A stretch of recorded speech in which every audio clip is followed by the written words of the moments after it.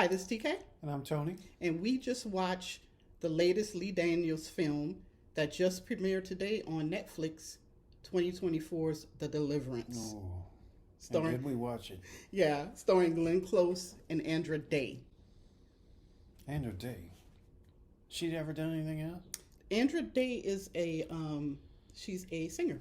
Oh, She appeared in Lee Daniels' Billie Holiday versus the United States. I've never oh, seen it, but she got like Oscar consideration and stuff for that. So she's starring in this film, The Deliverance, as Ebony Jackson, the mother of a family based on a true life event, which we'll get to here in a you bit. told me earlier. So The Deliverance, just to give an idea of plot, it's about a mother and her three children, two boys and a girl, and she lives with her white mother, played by Glenn Close.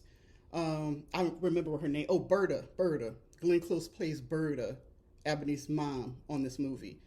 And apparently, Ebony has a history of alcohol abuse and I think abusing her children.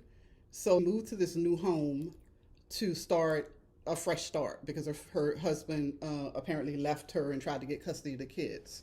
Yeah, So he's in Iraq somewhere, I think. right. And so her goal was just to move to this house, get a new start, bring her mom with her to help. The only issue is that the house that they moved to might be a portal to hell. They do a little, they go into family drama a lot. I think this movie would have worked just as well as a drama Oh, yeah. instead of a straight horror movie because there's not that many scares in there. But they do kind of go over an interesting dynamic that I was telling Tony I hadn't seen on film, TV before, is that a biracial daughter and how she interacts with her white mom. So the first half of the film kind of covers their dynamic, and it's not a good one. So yeah, so what do you want to say about the story itself? Or And it's a lot of traditional family drama. I mean, she's got a CPS worker after her. She has the children acting weird and maybe possessed. She's got a lot of regular world problems that are surrounding her.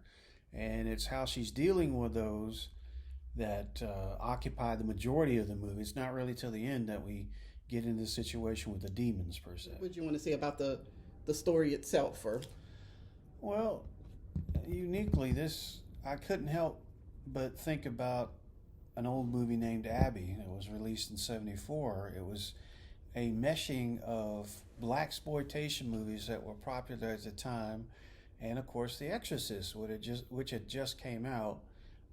They put out a movie named Abby, wherein the woman gets possessed, and kind of reminded me of this one. It's just that movie is so hard to see. I've never seen it, so I'd be wondering if it would be holding up or have competition with this movie. not able to get a copy of it? No. I think you can watch it on one of the streaming channels, but the transfer is just horrible. You can barely make out what's going on. It's called Abby. Abby, Okay. with Carol Speed and the dude that played Blackula. Oh, I didn't know. I don't Yeah. know his name. He's the exorcist. I know So, his face, but not his name. but anyway, it reminded me of that. But it was a good premise, although my wife laughed at me when I said I thought it was a little bit profane. I mean, does every scene need to have cursing and MF this and that's just me though. Okay, so overall, I like this film. How about you? I think it was surprisingly original in several ways. The whole, I mean, we're jumping to the end here, but the whole idea of belief in Christ actually defeating a demon. I've never seen that in a movie. They work around it. They say, oh, somebody made a sacrifice this way or that way, but it's never really direct. Jesus saved your ass. And I like that part of it. I really did. I like that too. I like that. And you'll see where there is another mysterious woman that just sits out in front of the Jacksons, Ebony and her family. 2300 Jackson Street. Well, I forgot they made a song about that. But yeah, she's sitting out in front of her house, and turns out that this lady that just sits there, she is an apostle. I think she's a Jane or something was her name. And she gives the backstory to Ebony about that house, that it is indeed a portal to hell, that she'd experienced a similar situation with the family that lived there in previous years before that ended tragically. So that was interesting to me from the perspective that it was the more the house thing reminded me of the Amityville Horror, which this takes from a little bit. Oh yeah, I don't think there's a possession movie out there that doesn't borrow a lot from, Well, especially something involving I think family. it's unique that they centralize it to a particular location. Usually, the house, let's say, doesn't have to be haunted for there to be a demon there. The demon just shows up. But I kind of enjoyed that it was unique that it took it from the perspective of the house. Okay, and so getting to my likes, I liked Glenn Close. Glenn Close got a little ratchet in her. Right. She is playing against type. This is something that you've never seen Glenn Close like this. Right. This is not the woman from The World According to Garp or The Natural. She's doing her own thing. Yeah. She really certainly is, with the fake nail, the acrylic nails, the hair, the makeup, the chunky jewelry. But she looks good. She looks good. I thought it was an interesting casting choice. Yeah, and she did a really good job. I could really believe that she had a biracial daughter and she acts that way. But that was interesting to see her like that. So one of my favorite parts of the movie. The movie does include some minor characters. Miss Lawrence is on there. I think Miss Lawrence got his, I don't know what his pronouns are, but he got his start with Nene, I think, on The Real Housewives of Atlanta. It's not Charles, your lunch is ready. No, not that. Not that one, even though I'm expecting for him to pop up in anything. And then Timbe. Timbe has a minor role as Ebony's boss. You might know him. He's like a YouTube social media comedian, so it was fun to see him. And I loved Miss Lawrence's interaction with Andra Day's character, because they're best friends, but they talk a lot of crap to each other. So that was one of the things I liked about the film. Again, I'm going to mention the fact that I like that the subject matter that's being covered, as far as like that familial dynamic between Glenn Close and Andra Day's character, a white mother who raised a biracial daughter, wasn't a perfect mother or whatever, but just basically how that dynamic plays out from day to day. Because there's a particular scene in there where Ebony calls out Berta, her mom, about the way she perceived her fronting in front of another white person on her. You know, she said something to the effect that, oh yeah, black people are good enough to listen to their music, and you know, have sex with black men, but you're just another white person that when it comes down to it, you're black until it's not convenient to be black. And I thought that was interesting. I kind of wish there was a movie just based on that dynamic in general without the horror aspect think that of it. would have come out by now. Either Tyler Perry or Lee Daniels or somebody would have made something like that. I know. It's just kind of interesting that that's not that, and that tells me that's just something that's a wide open landscape for exploration in art. It'd be like almost like making a movie about colorism, right? Right. Yeah, and they've done that with School Days, so at least we can say that's something that's been done. But that's an interesting dynamic. Working off the top of my head here, that I liked the performances. Obviously, I loved Monique. I think I've covered that though. Soundtrack. Andra has a beautiful haunting version of, I think, which is a spiritual song, a gospel song called I Know Tomorrow, I think it's the name of the song. Because she's also a singer. I hadn't listened to any of her music, but she's a singer. I mean, she was really good in this role. So the acting was solid all across. The kids did good. The kids did a really good job. Yeah. With movies like this, it depends on those kids acting right and being able to, pull it off. Yeah. I didn't even think about that, but I guess they had to do that. Mm-hmm. So what were your dislikes? A little too over the top, but hey, that's almost standard speed for an exorcism movie. The profaneness. I don't want to be a stick in the mud and come off like, oh, your granddaddy or whatever, but old man screaming at clouds, I guess the kids say, but too much cursing. Well, they could have done those scenes without as much cursing. And because they're dealing with these concrete, hard, real world drama situations, it's kind of depressing.